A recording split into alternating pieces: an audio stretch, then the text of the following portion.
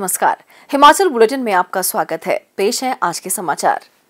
मुख्यमंत्री श्री जयराम ठाकुर ने आज वर्चुअल बैठक के माध्यम से राज्य के उपायुक्तों, पुलिस अधीक्षकों और चिकित्सा अधिकारियों के साथ कोविड-19 महामारी की स्थिति की समीक्षा करते हुए निर्देश दिए कि होम आइसोलेशन में रह रहे कोविड-19 रोगियों को बेहतर सुविधाएं उपलब्ध करवाई जाएं और आवश्यकता पड़ने पर उन्हें त्वरित उपचार की सुविधा उपलब्ध करवाई जाए। उन्होंने कहा कि प्रदेश में कोविड-19 के अभी तक कुल 3076 सक्रिय मामले हैं और गत एक सप्ताह में इसमें तीव्र बढ़ोतरी दर्ज की गई है। उन्होंने कहा कि वर्तमान में 98% रोगी होम आइसोलेशन में हैं। श्री जयराम ठाकुर ने कहा कि होम आइसोलेशन में रहने वाले कोविड-19 रोगियों को आपात स्थिति में परिवहन की समुचित व्यवस्था सुनिश्चित की जाए। मुख्यमंत्री ने उपायुक्तों को बर्फबारी से प्रभावित क्षेत्रों में सड़कों के बेहतर रखरखाव, विद्युत और पेयजल आपूर्ति सुनिश्चित करने के भी निर्देश दिए। उन्होंने कहा कि सभी प्रमुख सड़कों और स्वास्थ्य संस्थानों को जोड़ने वाली सड़कों को शीघ्र अतिशीघ्र सुचारू करने पर विशेष ध्यान दिया जाए। उन्होंने कहा कि इन क्षेत्रों, विशेष तौर पर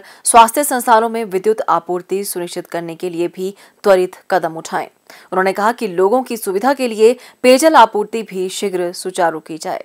इसके उपरांत पत्रकारों से अनौपचारिक बातचीत करते हुए मुख्यमंत्री ने कहा, कोविड के केसेस जिस तरह से पूरे देश भर में बढ़ रहे हैं और हिमाचल प्रदेश में भी हम देख रहे हैं कि पिछले कुछ दिनों में बहुत तेज़ी से कोविड के केसेस में बढ़ोतरी हुई है और अभी तक हम जो है वो हिमाचल प्रदेश में 3000 से ज़्यादा एक्टिव केस वर्तमान में देख रहे हैं। ऐसी स्थिति में जिस तरह से तेज़ी से रफ्तार कोविड के केसेस में हुई है, तो राष्ट्रीय स्तर पर भी और प्रदेश स्तर पर भी सरकार की ओर से जो उनको मॉनिटर करने के लिए जो मैकेनिज्म डेवलप किया गया है, उसके अंतर्गत हमने पिछले कल भी सभी डिप्टी कमिश्नर्स के साथ और सेक्रेटरी हेल्थ के साथ वीडियो कॉन्फ्रेंस के माध्यम से बातचीत की, सारे हालात का भी जायज़ा लिया और उसके अतिरिक्त आज भी हमने कोविड की सारी सिचुएशन पर जो इम्पोर्टेंट अरेंजमेंट से रिलेटेड थे, सारी व्यवस्थाओं से संबंधित विषय थे, उन पर हमने बातचीत की। मैं एक चीज़ ज़रूर कहना चाहूँगा कि हिमाचल प्रदेश में ज़्यादातर केसेस यानी कि 98% केसेस कोविड के जो एक्टिव केसेस हैं, जो अभी संक्रमित हुए हैं, वो होम आइसोलेशन में हैं। हॉस्पिटल में नंबर ज़्यादा नहीं है, लेकिन स्प्रेड बहुत फास्ट है, बहुत तेज़ी से। इस बात को हम महसूस कर रहे हैं। ऐसे में हमने सबसे बड़ी जो ज़रूरत महसूस हो रही है हमें, वो हो रही है कि जो होम आइसोलेशन में जो लोग संक्रमित हो करके अपना इलाज कर रहे हैं या अपना कोविड का अपना ख्याल रख रहे हैं, उन पर ठीक प्रकार से हमारी नज़र और उसके साथ निगरानी के साथ साथ में हम काम करें और उनके लिए जो हर संभव सहयोग जितना हम दे सकते हैं, मदद कर सकते हैं, उस पर मदद करें। क्योंकि ज़्यादा फोकस अब की बार हमको होम आइसोलेशन पर देना पड़ेगा और उसके लिए आशा वर्कर्स हैं, हेल्थ केयर वर्कर्स हैं और उसके साथ साथ में जो नियर बाय के जितने भी हमारे जो पीएससी है, सीएससी है, सिविल हॉस्पिटल है, उसमें एरिया स्पेसिफिक हमने तय किया है कि कौन कौन एरिया की जुरिस्डिक्शन में जो केसेस होंगे, वो भी उनको जो है वो टेलीफोन के माध्यम से कांटेक्ट करके उनके हेल्थ के जितने भी जो पैरामीटर्स हैं उनको मॉनिटर करते रहेंगे। एक हमने फिर से जो पिछली बार भी हमने कोविड के जो पिछला फेज़ था, सेकंड फेज़ था, जिसमें डेल्टा का जो वो वायरस था, अब की बार उसमें हालांकि चेंज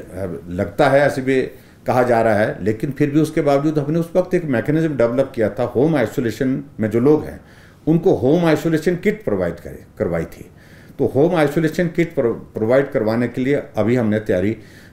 यहाँ अभी हिमाचल प्रदेश में अब के दौर में भी की है, ताकि वो अपने हेल्थ पैरामीटर्स को घर में अपने आप भी चेक कर सके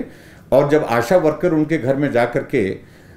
वहाँ पर चेक करने के लिए जाए तो वो भी उसको चेक करने के लिए जो है उसमें उन सारी सुविधाओं का लाभ मिल सके। तो इस तरह से और उसके बाद गाइडलाइंस भी उनको डिटेल में उसमें साथ में लिख करके दे रहे हैं और उसके बाद एक कार्ड हमारी ओर से जाएगा जिसमें गेट वेल सून का एक संदेश भी होगा और फिर उसके बाद सारी चीज़ों को लेकर के क्या क्या सावधानियां बरतनी है उन बातों को लेकर के एक बात उसमें एक संदेश के माध्यम से उसमें पत्र होगा। हम इस बात को भी देख रहे हैं कि बड़े स्केल पर अब की बार हिमाचल प्रदेश में या पूरे देश भर में जो हमारे जो फ्रंट लाइन वर्कर्स हैं, चाहे उसके साथ साथ में जो पर्टिकुलरली मैं कह सकता हूं कि जो हेल्थ केयर वर्कर्स हैं ज़्यादा, वो भी संक्रमित हो रहे हैं। जैसे हम टांडा मेडिकल कॉलेज में हम देख रहे हैं कि बहुत बड़ा नंबर जो है वो हेल्थ के हमारे जो डॉक्टर्स के साथ नर्सिस का जो है उसमें आया है, और इसके अतिरिक्त और जगह भी आ रहा है। ऐसे में सिस्टम में कहीं कमी ना रहे, उस सारी चीज़ को ठीक प्रकार से मॉनिटर करने के लिए मैकेनिज्म ने डेवलप किया कि उसमें आयुष के जो हमारे आयुर्वेदा डिपार्टमेंट के भी जो डॉक्टर्स हैं, डॉक्टर के साथ हमारे उनके साथ जो हेल्थ केयर वर्कर्स हैं,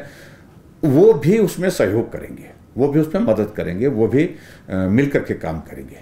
और इसके अतिरिक्त जो विशेष तौर से जो होम आइसोलेशन में जो भी लोग हैं, आयुष की ओर से, आयुर्वेदा डिपार्टमेंट की ओर से उनको काढ़ा उपलब्ध हो और उस काढ़े का सेवन वो बार बार कर सके। और सर्दी के मौसम में ऐसे भी काढ़ा जो है वो बहुत उपयोगी होता है हर व्यक्ति के लिए, ख़ासतौर से ऐसे सर्दी जुकाम में भी इसका सेवन किया जाता है। लेकिन कोविड के पेशेंट्स के लिए भी ये काढ़ा बहुत ज़्यादा लाभदायक है, ऐसा डॉक्टर्स का कहना है। इसलिए काढ़ा भी हम उपलब्ध करवाने की कोशिश कर रहे हैं। और मेरा आग्रह भी है, जब तक सप्लाई होती है, जब तक ये सारी व्यवस्थाएं खड़ी होती हैं, अगर उसमें थोड़ा सा समय भी लगता है, तब तक के लिए लोग अपने आप भी स्वयं भी काढ़े का इस्तेमाल करें, गर्म पानी बार बार पीते रहें। इसके लिए विशेष तौर से मेरा आपके माध्यम से आग्रह है, निवेदन है, सभी जो भी संक्रमित लोग हैं, और संक्रमित लोग अपना इस तरह से ख्याल रख सकते हैं अपने घर में रह करके। इसके अतिरिक्त और अगली जो बात जो है, जो हमारा वैक्सीन का अभियान चल रहा है 15 से 18 साल का, इस अभियान को हम परसों हर हालत में समाप्त करने जा रहे हैं। परसों, क्योंकि पिछले 2 दिनों से मौसम बहुत ख़राब रहा, अन्यथा आज ये समाप्त हो जाना था आज शाम तक। तो बर्फ़ के कारण जो प्रभावित इलाके हैं वहाँ पर थोड़ा सा स्लो हुआ है काम। तो ऐसी सूरत में भी मुझे इस बात को लेकर के बधाई देनी है सभी हमारे हेल्थ केयर वर्कर्स को। बहुत बेहतरीन काम किया है, सर्दी के बावजूद भी काम किया है, बर्फ़ के बावजूद काम किया है। तो ऐसी परिस्थिति में परसों शाम तक हमारा 15 से 18 साल का वैक्सीनेशन का ये अभियान भी पूरा हो जाएगा। और उसी प्रकार से आगे बढ़ करके मैं इतना ज़रूर कहना चाहूँगा कि जो हॉस्पिटल में है, डिप्टी कमिश्नर के साथ जो वीडियो कॉन्फ्रेंस आज हमारी हुई है, सीएमओ थे और उसमें हेल्थ डिपार्टमेंट के और भी अधिकारी थे, तो उन सबको एक आदेश दिया है कि कहीं भी किसी भी चीज़ की कमी नहीं आनी चाहिए। पैरासीटामोल गोली जो बुखार के लिए होती है उसकी कमी नहीं आनी चाहिए, सैनिटाइज़र की कमी नहीं आनी चाहिए, मास्क की कमी नहीं आनी चाहिए, पीपी किट की कमी नहीं आने देंगे। और जहां ऑक्सीजन की उपलब्धता हमने हिमाचल प्रदेश में पिछले डेल्टा के पश्चात अभी तक इस दौर में 41 टोटल हमारे oxygen plants, PSA plants Himachal Pradesh में लग चुके हैं, और वो सब के सब हमने फंक्शनल करने के लिए आदेश दिए थे, ताकि वो कहीं भी किसी को भी ज़रूरत हो सके तो ऑक्सीजन की कमी किसी को भी ना हो, इस बात को सुनिश्चित करने के लिए हमने कहा है। दूसरा विषय एक चीज़ को लेकर के, जहां उन पेशेंट को अगर इमरजेंसी में ट्रांसपोर्ट करने के लिए व्यवस्था करनी पड़े, हॉस्पिटल अगर तबीयत खराब हो ज़्यादा तो हॉस्पिटल ले जाना पड़ेगा, तो उसके लिए भी हमने नियर के जो नज़दीक के जो हमारे हॉस्पिटल्स हैं, एम्बुलेंसेस को तैयार रखा है। इफ़ एट ऑल अगर एम्बुलेंस अवेलेबल नहीं हो पाती है, जो भी आदमी गाड़ी में ले करके उनको वहाँ पर पहुँचाएगा, तो उसके लिए भी सरकार की ओर से व्यवस्था उसमें जो किराए की, उस बात को भी हम सुनिश्चित करेंगे ताकि उसको समय पर पहुँचाया जा सके। स्वास्थ्य एवं परिवार कल्याण विभाग द्वारा दोपहर 2 बजे जारी बुलेटिन के अनुसार प्रदेश में कोरोना संक्रमण की जांच के लिए आज 525 लोगों के सैंपल लिए गए, जिनमें से 31 लोगों की रिपोर्ट नेगेटिव पाई गई है, जबकि 491 लोगों की रिपोर्ट आना बाकी है। अभी तक 40,82,631 लोगों की जांच की जा चुकी है, जिनमें से 38,49,870 सैंपल की जांच नेगेटिव पाई गई है। प्रदेश में कुल 2,32,162 लोगों में कोरोना वायरस के संक्रमण की पुष्टि हुई है, जिनमें से 2,25,193 लोग इस बीमारी से ठीक हो चुके हैं और 3,076 व्यक्ति उपचाराधीन हैं। हिमाचल बुलेटिन देखने के लिए सब्सक्राइब करें YouTube channel IPR Himachal, follow करें ट्विटर @DPRHP,